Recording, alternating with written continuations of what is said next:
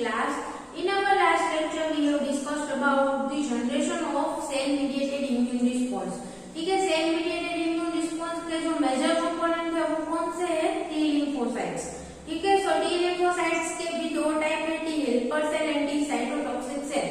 Okay, इन दोनों का फंक्शन क्या है? T helper cell का फंक्शन है साइटोकाइन्स रिलीज करना, और वो साइटोकाइन जो है वो क्या करेगा?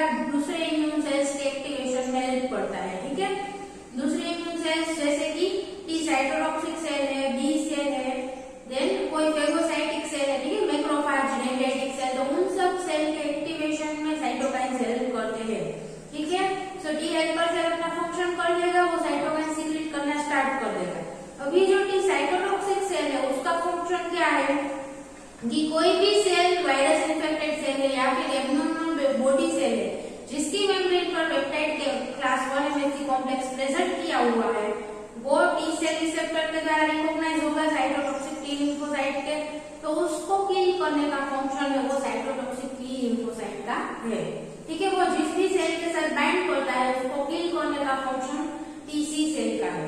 ठीक है, सो यहाँ पर हम वो किस प्रकार उस सेल को किल करते हैं, उसकी क्या मैकेनिज्म है, उसके बारे में यहाँ पर डिस्कस करेंगे. ठीक है, so here the killing mechanism of the cytotoxic T lymphocyte, okay, CTL या और TC सेल दोनों लिख सकते हैं. Now it will kill the target cell by inducing apoptosis. ठीक है, apoptosis का मीनिंग आपको पता ही है, प्रोग्राम्ड सेल डेथ. सो apoptosis इंड्यूस करके वो सेल का किलिंग करेगा. ठीक है, टारगेट सेल के अंदर वो apoptosis इंड्यूस कर देगा और टारगेट सेल का डेथ हो जाएगा. ठीक है, नाउ अभी हमारा जो टी सेल है, ठीक है, ये टीसी सेल है, उसकी मेम्ब्रेन पर क्या प्रेजेंट होगा? Cytotoxic T cell receptor present होगा. ठीक है, नाउ ये जो हमारा अल्टर्ड सेल है, यानी कि जिस सेल के अंदर अगर वायरस इन्फेक्शन हो चुका है या फिर कोई कैंसर सेल है, ये सेल है, ठीक है, उसकी मेम्ब्रेन पर क्लास 1 एमएलसी मॉलिक्यूल के साथ पेप्टाइड मॉलिक्यूल प्रेजेंट किया गया हुआ होगा. ठीक है, क्लास 1 एमएलसी मॉलिक्यूल, क्योंकि ये टीसी सेल है. ठीक है, वो class 1 MLC molecule peptide complex को रिकॉग्नाइज करता है, और this is the peptide molecule that is presented by the class 1 MLC molecule. And यहाँ पर एक और मॉलिक्यूल होगा, क्या होगा? CD. ठीक है, CD8. Okay, CD8 molecule and this is the T cell receptor. ये दोनों है वो इस सेल के साथ इंटरेक्शन में हेल्प करेंगे. ठीक है, सो इन दोनों का जो बनता है इसे क्या कहते हैं? Cell cell conjugate. Okay, cell cell conjugate यानी कि target cell, this is the target cell. Target cell, okay, target cell and T cytotoxic cell, उन दोनों का वो दोनों कंबाइन होके वो यहाँ पर बाइंड होते हैं. ठीक है, तो उसे क्या कहते हैं? Formation of cell cell conjugate. Okay, it is the highly organised immunological synapse. अभी सिनेप्स का मीनिंग क्या है? कि सिनेप्स का मीनिंग है junction between the two cell. Okay, कोई भी दो सेल के बीच में जो भी जंक्शन प्रोड्यूस होता है उसे क्या कहते हैं? सिनेप्स. ओके, और यहाँ पर इम्यून रिस्पॉन्स में सिनेप्स फॉर्म होगा, इसीलिए उसे इम्यूनोलॉजिकल सिनेप्स कहते हैं. ठीक है, सो इन दोनों सेल के बीच में एक highly organised immunological synapse produce होगा. ठीक है, नाउ अभी जो हमारे cytotoxic T lymphocyte and target cell, उन दोनों के बीच में सिनेप्स प्रोड्यूस हुआ है. कौन कौन से मॉलिक्यूल्स यहाँ पर इंटरेक्ट करेंगे? ठीक है, यहाँ पर ऐसा नहीं है कि सिर्फ टी सेल रिसेप्टर ही टारगेट सेल के साथ इंटरेक्ट करता है. देयर आर अदर रिसेप्टर्स और other molecules present on this both this cells membrane that will react with each other. Okay, ये CD molecule and T cell receptor, इन दोनों के अलावा भी ऐसे मॉलिक्यूल्स टी सेल की मेम्ब्रेन पर प्रेजेंट होंगे जो टारगेट सेल की मेम्ब्रेन पर जो मॉलिक्यूल प्रेजेंट है उसके साथ इंटरेक्ट करेंगे. ठीक है, सो यहाँ पर कौन कौन से मॉलिक्यूल्स इंटरेक्ट करेंगे? पहला तो T cell receptor and peptide class 1 MHC complex. ठीक है, इन दोनों के बीच में जो interaction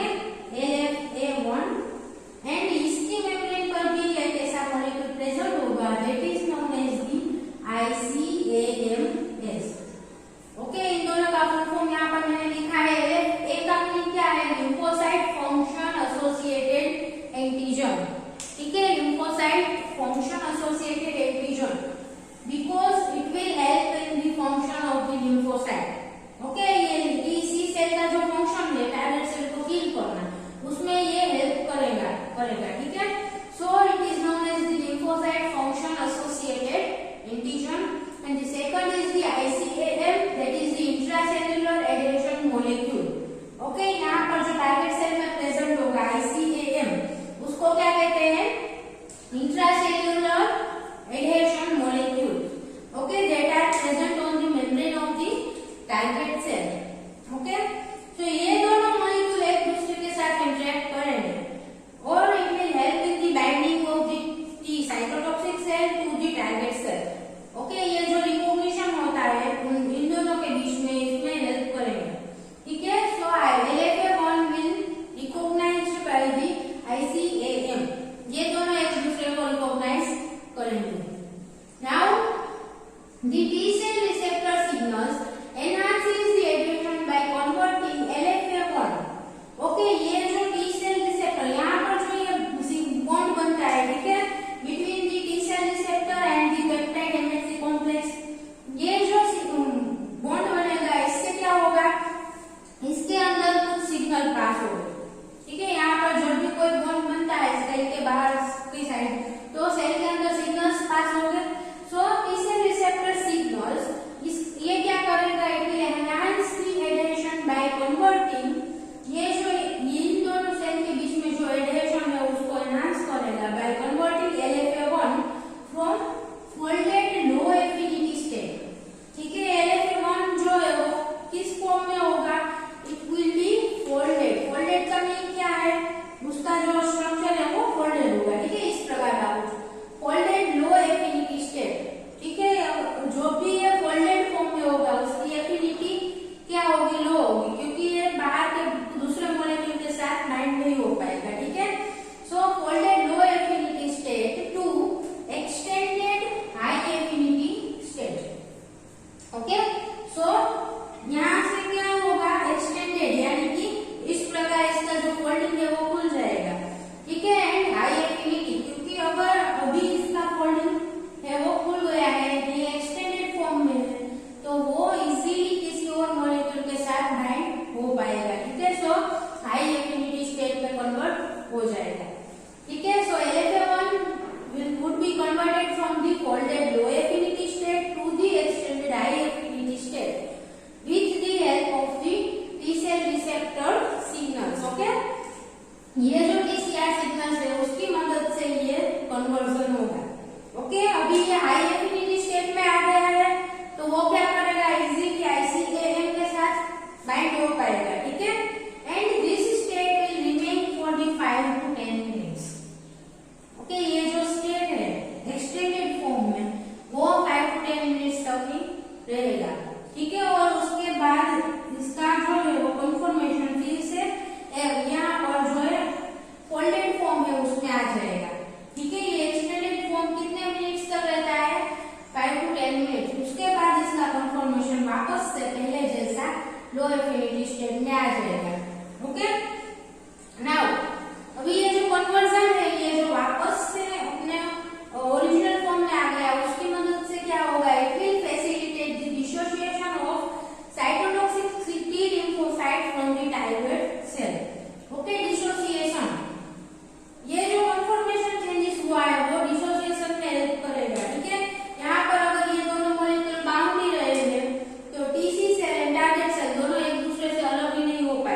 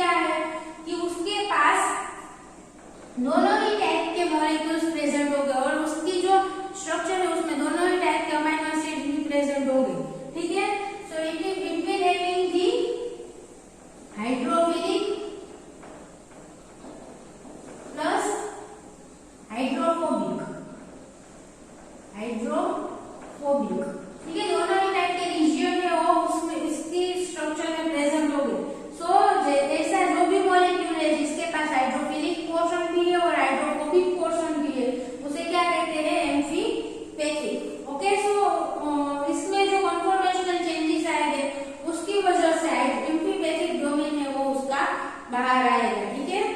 now it will insert into the target cell membrane. अभी टारगेट सेल मेम्ब्रेन है वो किसकी बनी होगी, ठीक है। यहाँ पर जो सेल मेम्ब्रेन है वो किसकी बनेगी है, तो सेल मेम्ब्रेन का जो पोर्शन है वो कैसा होगा, हाइड्रोफोबिक रीजन, ओके। सो यहाँ पर जो इस पोरफोरिन का हाइड्रोफोबिक पोर्शन है वो यहाँ पर अंदर रहेगा, ठीक है। हाइड्रोफिलिक पोर्शन है वो सेल मेम्ब्रेन के बाहर की साइड रहेगा, ठीक है। सो एम्फीपैथिक डोमेन में जो है वो उसका बाहर है। सो यहाँ पर जो हाइड्रोफिलिक पोर्शन है वो बाहर यानी कि साइटोप्लाज्म, ओके। यहाँ पर साइटोप्लाज्म प्रेजेंट होगा टारगेट सेल का, और एक तरफ क्या होगा यहाँ पर जंक्शन, ठीक है। जो भी जंक्शनल पोर्शन है यहाँ पर दो सेल के बीच में, वहां ये वो पोर्शन है, ठीक है। ये सेल मेम्ब्रेन है टारगेट सेल की, and this is the cytoplasm of target cell, okay. Cell membrane के अंदर का जो रीजन है वो कैसा है, हाइड्रोफोबिक। सो हाइड्रोफोबिक पोर्शन जो इसका है वो हाइड्रोफोबिक पोर्शन में रहेगा सेल मेम्ब्रेन में, और बाकी का जो हाइड्रोफिलिक पोर्शन है वो जंक्शन में भी एक्सटेंड हो सकता है और यहाँ पर साइटोप्लाज्म में भी एक्सटेंडेड रहेगा, ठीक है। So overall it will be penetrated into the membrane of the target cell, okay. Perforin है वो यहाँ पर टारगेट सेल की जो भी मेम्ब्रेन है वहां पर पेनिट्रेट हो चुका है, ठीक है। This is the perforin molecule. अभी क्या होगा कि polymerisation in the presence of the calcium, okay. Polymerisation होगा, ये जो परफोरिन का मोनोमर है एक ही मॉलिक्यूल है, इसे मोनोमर कहते हैं। So it will now polymerise, ठीक है। बहुत सारे परफोरिन मॉलिक्यूल यहाँ पर इसके साथ बाइंड होंगे, okay. So it will polymerise in the presence of the calcium. Polymerisation requires the calcium molecule, okay. यहाँ पर परफोरिन का पॉलीमराइजेशन होगा और वो क्या बनाएगा, it will forms the cylindrical pores, okay. इसका जो स्ट्रक्चर है वो इस प्रकार से सिलिंड्रिकल होगा, ठीक है। यहाँ पर मैंने यहाँ स्ट्रेट दिखाया है और इसके पीछे भी यहाँ पर इस प्रकार से सिलिंड्रिकल उसका फॉर्मेशन होगा, ठीक है। पॉलीमराइजेशन इस प्रकार से पोरफायरिन का जो सारे के सारे मॉलिक्यूल्स है वो अरेंज हो गए, ठीक है, in the cylindrical structure, okay, in the cell membrane. Now this cylindrical portion, यहाँ पर पूरा पूरा सेल मेम्ब्रेन में सिलिंड्रिकल होल बन जाएगा, ठीक है। So it will form the cylindrical pore in the membrane of the target cell. यहाँ पर अरेंज हो गए, यहाँ पर पीछे भी हो गए, ठीक है।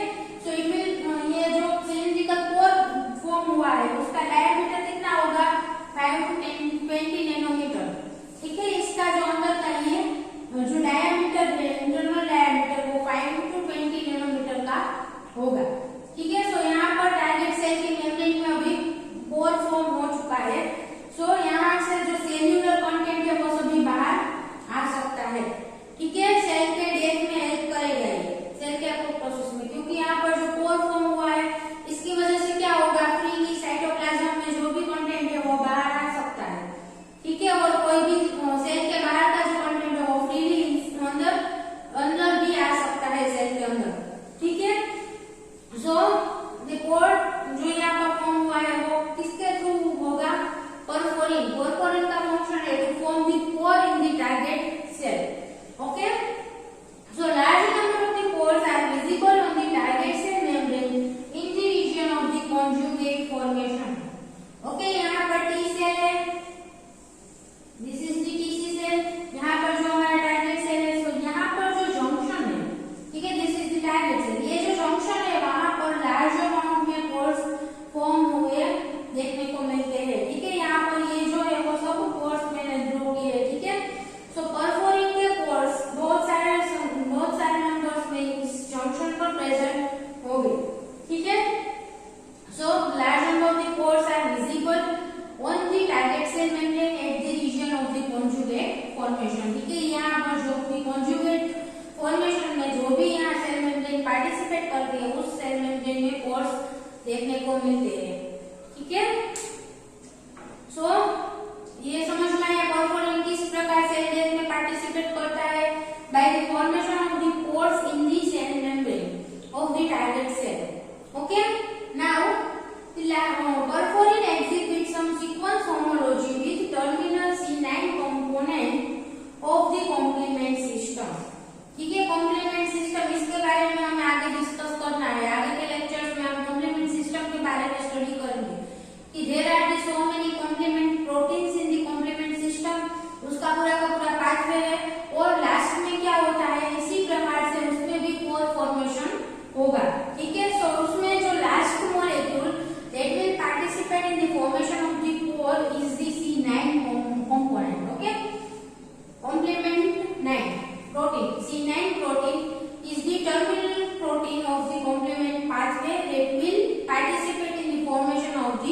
4।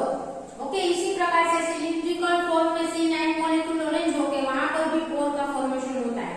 सो जो C9 मॉलिक्यूल है वो स्ट्रक्चरली सिमिलर है, उसका जो स्ट्रक्चर है, उसकी सीक्वेंस है वो कुछ सिमिलरिटीज देखने को मिलती है परफोरिन के साथ। Okay, so perforin and C9 दोनों में कुछ सीक्वेंस सिमिलरिटीज देखने को मिलती है and the pores formed are similar to those observed in the complement mediated lysis।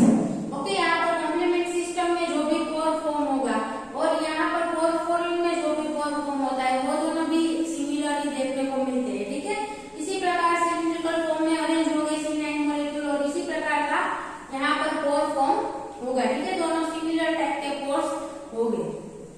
ठीक है, सो समझ में आया कि परफोरिन किस प्रकार से सेल डेथ में हेल्प करता है। It will make the pores, अभी सेल की मेम्ब्रेन में अगर होल हो चुके हैं तो वो सेल है वो ज्यादा सर्वाइव नहीं कर पाता। ठीक है, उसका कंटेंट फ्रीली बाहर निकल जाता है, बाहर से कुछ भी कंटेंट सेल के अंदर एंटर हो जाएगा। सो ये सेल है वो लॉन्ग टाइम तक सर्वाइव नहीं कर पाएगा और उसका डेथ हो जाएगा। ठीक है, सो परफोरिन इस प्रकार से सेल डेथ में पार्टिसिपेट करता है। The other major protein present in the granules of the cytotoxic T lymphocyte is this granzyme। ठीक है, और दूसरा नाम है fragmentins. Okay, so granzymes are fragmentins।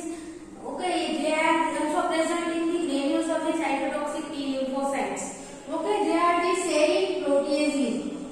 अभी क्या है, ये ग्रेन्जाइम्स है वो एक प्रोटीन का ग्रुप है और सारे के सारे जो भी सेरीन प्रोटीएजेस का मीनिंग क्या है,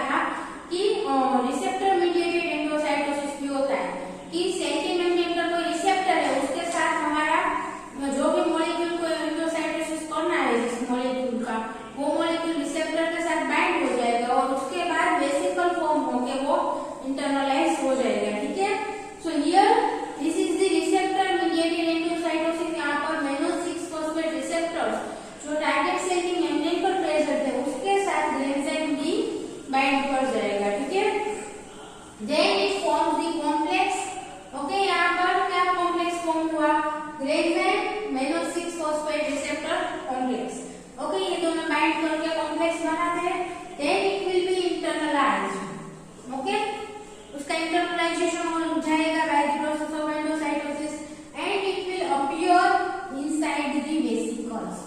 ओके, सेल के अंदर क्या वेसिकल्स के फॉर्म में, वेसिकल के अंदर वो अपीयर करेगा सेल के अंदर।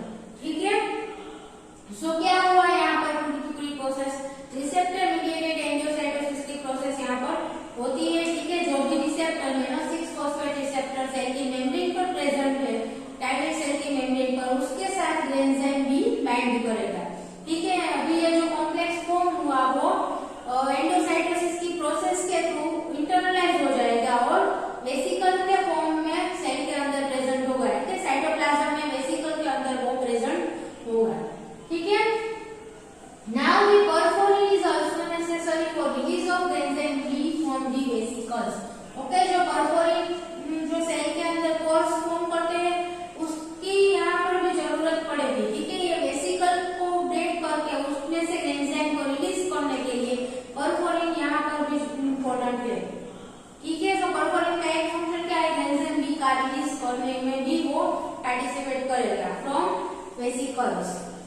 Okay, now once in the cytoplasm, अभी ये एंजाइम साइटोप्लाज्म में आ गया, कौन से पाथवे के थ्रू आया है वो इम्पोर्टेंट नहीं है। ठीक है, अगर कोड के थ्रू आया है या फिर एंडोसाइटोसिस की प्रोसेस के थ्रू आया है, दोनों ही एंजाइम में वो साइटोप्लाज्म में आ जाएंगे। ठीक है, यहाँ पर वेसिकल में आया है तो वेसिकल का ब्रेकडाउन होगा तो साइटोप्लाज्म में आ जाएंगे। ठीक है, so now once in the cytoplasm the enzyme initiates a cascade of reactions. Okay, cascade का मीनिंग क्या है, कोई भी सीक्वेंस। ठीक है, वन बाय वन जो पाथवे होता है उसको क्या कहते हैं, कास्केड। कि एक मॉलिक्यूल दूसरे मॉलिक्यूल को एक्टिवेट करेगा, दूसरा तीसरे को, चौथे को। ठीक है, सो एंजाइम जब भी साइटोप्लाज्म में आ जाएगा तो वहां पर एक कास्केड ऑफ रिएक्शन वो इनिशिएट करता है। ठीक है, बहुत सारे प्रोसेसेस को वो इनिशिएट करेगा and it will result in the fragmentation of target cell DNA. अभी इसके अंदर जो भी पाथवे इसको इनिशिएट किया है साइटोप्लाज्म के अंदर, उसका जो फाइनल रिजल्ट है वो क्या आएगा, results in the fragmentation of target cell DNA. ठीक है, जो भी टारगेट सेल है उसका डीएनए का फ्रेगमेंटेशन हो जाएगा, डीएनए जो है वो ब्रेक डाउन हो जाएगा। ठीक है, into the oligomers of 200 base pairs. ठीक है, 200 बेस पेयर जितने जितने फ्रेगमेंट डीएनए के हो जाएंगे। ठीक है, सो अभी यहाँ पर क्वेश्चन आता है कि ये एंजाइम है वो क्या है, सेरिन प्रोटीएज। ठीक है, प्रोटीएज यानी कि प्रोटीन का ब्रेक डाउन करता है। ठीक है, सो ये एंजाइम जो है वो प्रोटीन का ब्रेक डाउन करता है तो वो डायरेक्टली डीएनए को ब्रेक नहीं कर सकता है। ठीक है, ये बात क्लियर है, ये प्रोटीन का ब्रेक डाउन करने के लिए एंजाइम है तो वो डायरेक्टली डीएनए का फ्रेगमेंटेशन नहीं कर पाता। ठीक है, पर it can not directly mediate the DNA fragmentation but it activates the apoptotic pathway. ठीक है, प्रोटीन का फ्रेगमेंटेशन करके यहाँ पर जो भी अंदर सेल के अंदर एपोप्टोसिस का पाथवे है उसको एक्टिवेट कर देता है। ठीक है, एंड दिस जो ये डीएनए फ्रेगमेंटेशन की प्रोसेस है it is the typical of the apoptosis. Okay, apoptosis में इस प्रकार का डीएनए फ्रेगमेंटेशन होता है कि एपोप्टोसिस जो भी सेल के अंदर हो रहा है उसके अंदर डीएनए का ब्रेकडाउन हो जाएगा। ठीक है, सो एंजाइम क्या करेगा, एपोप्टोटिक पाथवे को इनिशिएट कर देगा। ठीक है, सो सबसे पहले हमने यही बात करी थी कि टी सेल है वो टारगेट सेल को एपोप्टोसिस, उसके अंदर एपोप्टोसिस इंड्यूस करके उसका डेथ करवाता है। ठीक है, जो यहाँ पर एंजाइम है वो एपोप्टोसिस पाथवे को इंड्यूस करेगा और it will go for the apoptosis. ठीक है, सेल का एपोप्टोसिस हो जाएगा by fragmentation of the DNA of the target cell. अभी डीएनए का फ्रेगमेंटेशन हो गया तो उसके आगे कोई भी सेल सर्वाइव नहीं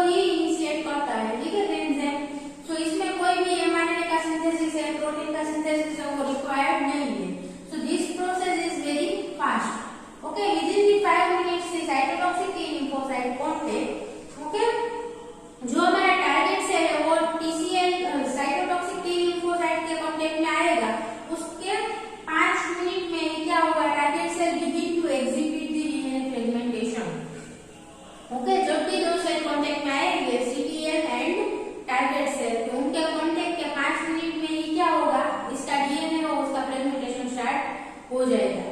ठीक है, क्योंकि यहाँ पर सेल के अंदर कोई भी एमआरएनए प्रोटीन किसी का भी सिंथेसिस रिक्वायर्ड नहीं है, सो कांटेक्ट में आया, यहाँ पर एंजाइम रिलीज हुआ, सेल के अंदर एंटर किया और उसका फंक्शन शुरू हो गया, एपोप्टोटिक पाथवे शुरू हो गया और इसका डीएनए का फ्रेगमेंटेशन वो स्टार्ट हो जाएगा within 5 minutes of the contact. Okay, so viral DNA within the infected cell is also being fragmented।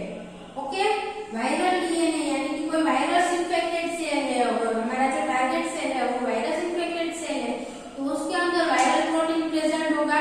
ठीक है, सो यहाँ पर वायरल डीएनए भी प्रेजेंट होगा। सो यहाँ पर जो भी हमारे डीएनए का फ्रेगमेंटेशन होता है, सेल के डीएनए का फ्रेगमेंटेशन, उसके साथ अंदर जो भी वायरल डीएनए प्रेजेंट है उसका भी फ्रेगमेंटेशन हो जाएगा।